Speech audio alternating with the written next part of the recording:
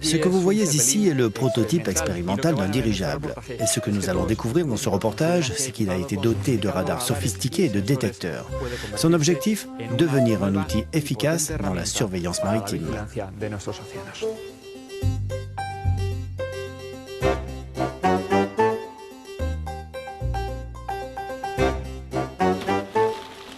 Une matinée très animée pour ces scientifiques d'un centre de recherche dans le nord de l'Italie. Ils sont spécialisés dans les radars, les détecteurs et l'aérostation. Ils essayent ici pour la première fois le prototype qu'ils ont conçu.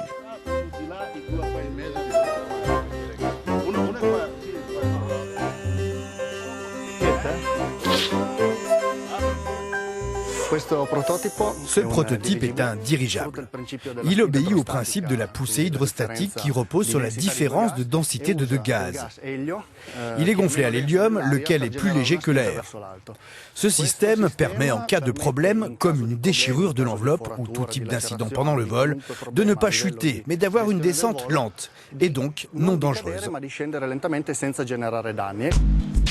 Ce dirigeable expérimental mesure 9 mètres. Il peut embarquer 15 kilos d'appareils. Et des appareils un peu particuliers. C'est une antenne carrée avec un faisceau dont l'angle est très fermé. Le radar est aussi intégré avec un appareil d'acquisition, un générateur de signal, un détecteur de mouvement, un GPS, un magnétomètre et d'autres choses encore.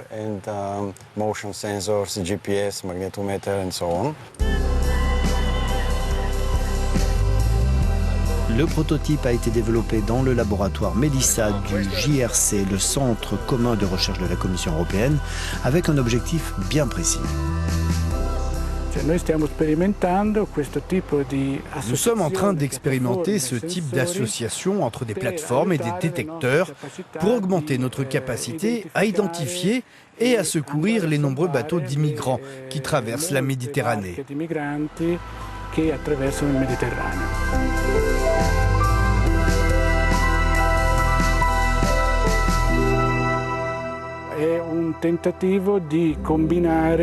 C'est une tentative de réunir une plateforme relativement neuve avec de la technologie déjà maîtrisée pour obtenir un résultat efficace qui fonctionne bien, à peu de frais et qui puisse être mis en œuvre facilement.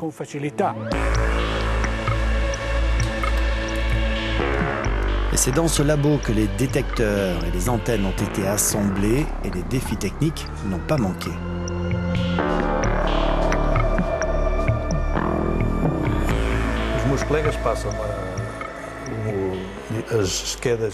Mes collègues m'ont fourni les circuits électroniques et j'ai dû trouver le moyen de les faire entrer dans cette boîte.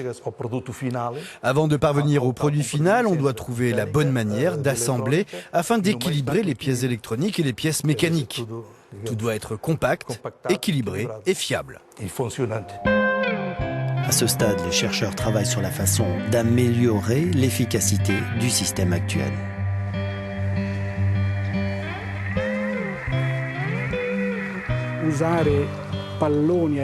On pourrait par exemple utiliser des ballons plus petits et vérifier la validité d'une approche qui compense cette réduction des capacités d'un seul capteur en utilisant de nombreux capteurs.